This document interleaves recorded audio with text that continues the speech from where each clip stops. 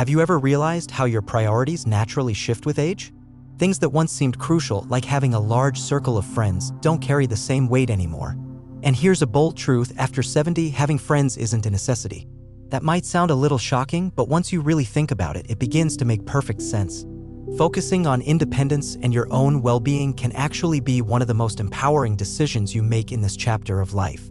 In this video, we'll explore 6 powerful reasons why friendships might no longer serve the same purpose they once did. We'll talk about how your mindset, freedom, and even your physical health can benefit when you let go of the pressure to maintain relationships that no longer feel fulfilling. This isn't about isolation, it's about living life fully on your own terms, free from unnecessary obligations and expectations. Stick with me until the end, because this perspective might just change the way you view yourself and your later years for the better. Let's dive in. 1. You no longer need to prove anything to anyone. One of the clearest reasons friendships aren't essential after 70 is because you've moved beyond the stage of life where you needed validation from others. Think back, how many of your friendships in the past were rooted in trying to fit in, be accepted, or impress others? Whether it was staying relevant at work, being invited to social events, or simply trying to be liked, there was always some level of pressure. But now, that phase is behind you. You've done the work, built your life, and the opinions of others just don't carry the same weight anymore. True contentment starts to come from within, not from social recognition. At this point, there's no need to chase relationships for status or popularity. You are who you are, and that's enough. Many younger folks constantly think about how they're perceived. Are they admired, respected, liked? But in your later years, you realize that those questions don't define your self-worth. You define your own value now. Take Harold, for instance. He's in his early 70s and spent his life surrounded by coworkers and acquaintances. Once he retired, many of those friendships faded. At first, he tried to keep them going, but then he asked himself why? Why maintain connections that were never deeply meaningful? So Harold let go. He focused on hobbies, rediscovered things he loved, and most importantly, stopped worrying about impressing anyone. Without forced conversations or social obligations, he finally felt free. And that's what happens when you stop looking for validation. You reclaim your energy and peace. You realize you don't owe anyone an explanation or effort that doesn't bring you joy. 2. Peace becomes more valuable than being social. As you age, something begins to shift. Peace starts to feel more rewarding than constant social interaction. In your younger years, being around people might have felt essential. The noise, the conversations, the activity all felt like signs of a full life. But with time, quiet begins to offer something even more fulfilling. It's not just silence, it's the kind of quiet where your mind is clear, your schedule is your own, and your day is free from unnecessary drama or emotional weight. Even good friendships require energy, replying to messages, accepting invites, maintaining contact. It's not that those connections are bad, they just start to feel more draining than rewarding. And the truth is, you don't owe anyone your time. You don't need to always be available just because someone expects you to be. This is your life, and your time is yours to spend however you like. Look at Margaret, 74, who once had a bustling social calendar filled with brunches, holiday gatherings, and long phone calls. But over time, she began to feel tired, not physically, but emotionally. The conversations felt repetitive. Some friends only called to complain, others to gossip. The joy was gone, it had become a chore. So Margaret made a change. She stopped apologizing for declining invitations. She gave herself permission to take a step back from constant communication. And in that space, she found peace. She walked more, spent time in nature, finally read books she'd put off for years. And the biggest surprise? She didn't feel lonely. She felt content. Solitude, when chosen, becomes a gift. At this stage in life, you're no longer required to pack your days with endless activity or conversation just to feel connected. You begin to appreciate the beauty of your own company without needing constant reassurance or attention from others. You choose peace over pressure, calm over chaos.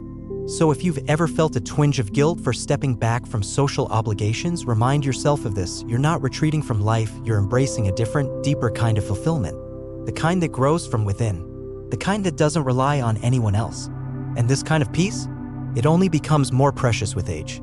If you're still here and these reflections are resonating with you, drop a number 2 in the comments so I know you're following along. And if you haven't subscribed yet, I'd recommend hitting that button and turning on notifications so you never miss another video. Now let's continue. 3. Fewer friendships equals fewer disappointments. One of the more difficult lessons life teaches us is that not everyone we call a friend is truly there for us.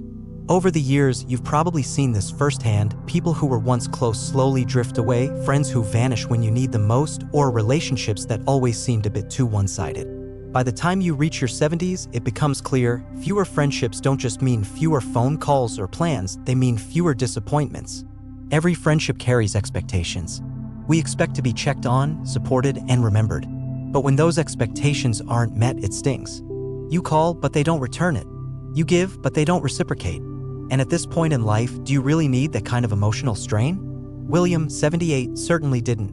Over the years, he watched many friendships fade, some with time, others when he realized he was always the one reaching out, always the one trying. People he had known for decades became too busy, too distracted, too detached. For a while, he took it personally. But eventually, he saw the truth: it wasn't him. He just stopped accepting unbalanced relationships. That's the turning point. When you release the belief that you need a large circle of friends, you also release the disappointment that comes when those friendships don't meet your expectations. You stop feeling let down. You stop wondering what went wrong. And instead, you begin to focus on the one relationship that matters most, the one with yourself. This isn't about cutting everyone out, it's about choosing wisely. Instead of maintaining a long list of superficial ties, you give energy only to those connections that are effortless and meaningful. Maybe it's family. Maybe it's one or two lifelong friends. Or maybe it's just the quiet strength of enjoying your own company. That's enough. So if friendship has ever felt more like stress than support, remind yourself it's okay to step away. It's okay to simplify. It's okay to choose peace. You don't need to hold on to relationships that were never truly there to begin with. 4. Your time becomes more valuable than ever. As you grow older, time starts to feel like the most precious thing you have. When you're young, it seems unlimited. There's always more time to socialize, more time to maintain friendships, more time to worry about who's in your circle and who's not. But at 70 and beyond, your view changes. Every hour starts to matter more. Every moment feels more important. And that's why you start being more careful with how you spend it and with whom. Friendships, as meaningful as they can be, also take up time and energy. They require phone calls, visits, plans, follow-ups. Some of those connections are worth every second. But others? They're just routines we've kept out of habit, not joy. At this point in life, you earn the right to ask, does this relationship still bring me happiness? Or is it just another box I feel I need to check? Richard, in his early 80s, used to be deeply involved in social life, dinners, gatherings, long chats. But gradually, he began to feel drained. What once felt joyful started to feel like a chore. One afternoon, sitting through another lunch filled with idle complaints and surface-level conversation, it hit him. He didn't want to spend his time like this anymore. So he stopped saying yes out of guilt or habit. He started saying no when something didn't feel right. And instead of spending hours catching up on gossip, he filled his days with what truly fulfilled him: reading, walking, learning, enjoying stillness. And you know what? He didn't feel lonely. He felt free. That's the reward of letting go of friendships that no longer serve you. You reclaim your time and use it the way you want. Time to pursue interests. Time to reflect. Time to just be. And that time is priceless. So next time you wonder whether to keep up a friendship just because it's familiar, ask yourself, is this really the best use of my time? Because at this stage, you don't owe your time to anyone. You've earned the right to invest it where it matters most, your own joy and peace. If you're still here and this message is striking a chord, drop a number 4 in the comments. And if you haven't subscribed yet, now's the time. Hit that button and ring the bell so you never miss content that's made with you in mind. 5. True companionship comes from within. One of the biggest misconceptions about aging is that happiness depends on having a large social circle. But the truth is, the most meaningful companionship you'll ever experience is the one you create with yourself. By the time you reach 70, you've spent decades learning, growing, and evolving. You've come to know yourself in a way no one else ever could. And with that self-awareness comes a powerful truth: you are enough. For most of our lives, we're taught to look outward for connection. We're told that being social is the key to happiness and that being alone is something to avoid. But there's a difference between being alone and being lonely. Some of the happiest people in their later years have discovered the beauty of solitude, not as isolation, but as a space for reflection, peace, and personal growth. Take Eleanor, for example.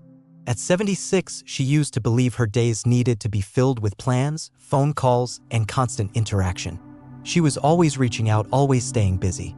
But something felt off. Despite her active social life, she often felt drained rather than uplifted. Over time, she realized her friendships were more about routine than true connection and that she was constantly reshaping herself to fit in. One day, she stopped. She chose to spend time with herself as she would with a close friend, doing things she loved, listening to her own thoughts, and finding joy in her own company. She took peaceful walks without checking her phone. She visited cafes with a book instead of meeting people out of obligation. And in the stillness, something beautiful happened. She felt lighter, more content, more herself than she had in years. That's the kind of companionship that matters. It's not about how many people surround you, but how at peace you are within yourself. When you stop looking to others for constant validation or distraction, you discover a deep inner freedom. You become your own source of joy, wisdom, and comfort. And here's the beautiful part: when you're comfortable with yourself, you naturally attract the kind of relationships that don't feel like work. You stop chasing connection out of loneliness and instead find people who align with your values, who bring calm instead of pressure, and who honor your space. So if you're worried that stepping away from certain friendships might leave you feeling alone, remember this: the best company you can ever keep is already with you. And when you embrace that, you realize you are never really alone at all. 6. Letting go opens the door to a more fulfilling life. One of the most liberating things you can do after 70 is to simply let go of friendships that no longer bring you joy, of social roles that no longer fit, of the outdated belief that your worth is measured by how busy your social calendar is. Because here's the truth: when you release what no longer serves you, you create space for a simpler, freer, and more meaningful life. Many people hold onto friendships out of habit, even when those relationships feel like a chore. They show up at gatherings they don't enjoy, return calls out of obligation, and keep up appearances because it's what they've always done. But what if you didn't have to do that anymore? What if you gave yourself permission to let go of what feels like work and instead leaned into what actually brings you happiness? Think about James, a man in his late 70s. For years, he believed staying socially active was the key to aging well. He kept in touch with old friends even when those conversations felt empty. He went to events he didn't enjoy. He kept busy, thinking that meant he was fulfilled. But one day, he took a step back and asked himself a simple question: am I actually enjoying any of this? The answer was no. So he made a change. He stopped forcing connections that didn't feel genuine. He spent more time outdoors. He focused on his health, learned new skills, and embraced the quiet moments of his life. And what he found wasn't loneliness, it was freedom. He felt more at peace, more energized, more alive than he had in years. That's the power of letting go. It doesn't mean closing yourself off, it means opening yourself up to the things that actually matter. It means shifting your focus away from who's in your life and toward what brings you real joy. A quiet morning, a walk through the park, a project that excites you, a moment of stillness where everything just feels right. So if you've ever found yourself wondering whether you should keep a friendship going just because it's familiar, ask yourself honestly: is this adding to my life, or am I holding on out of habit? Because when you finally give yourself permission to let go, you'll discover that life becomes lighter, simpler, and more fulfilling than you ever imagined. If you're still watching and these thoughts are speaking to you, drop a number 6 in the comments to let us know. And if you haven't subscribed yet, now's the perfect time. Hit that button and turn on notifications so you never miss another video made with you in mind. Final thoughts. As we wrap up, take a moment to reflect on what we've explored. The idea that you don't need friends after 70 isn't about being alone, it's about being free. It's about releasing social pressure, letting go of what no longer serves you, and embracing the peace of a life aligned with your values. You've seen how stepping back from friendships that drain you can lead to more joy, more time, and deeper fulfillment. What resonated with you the most? Was it the idea of finding peace in solitude? The freedom of reclaiming your time? Or the comfort in knowing that the most important relationship is the one you have with yourself? We'd love to hear from you. Share one thing you learned today in the comments and how you plan to use it in your life. Your voice matters to us, and reading your insights helps us continue creating meaningful content that uplifts and inspires. If you found this video valuable, please like, subscribe, and share it with someone who might need to hear this message. Thanks for being here, and we look forward to seeing you in the next video.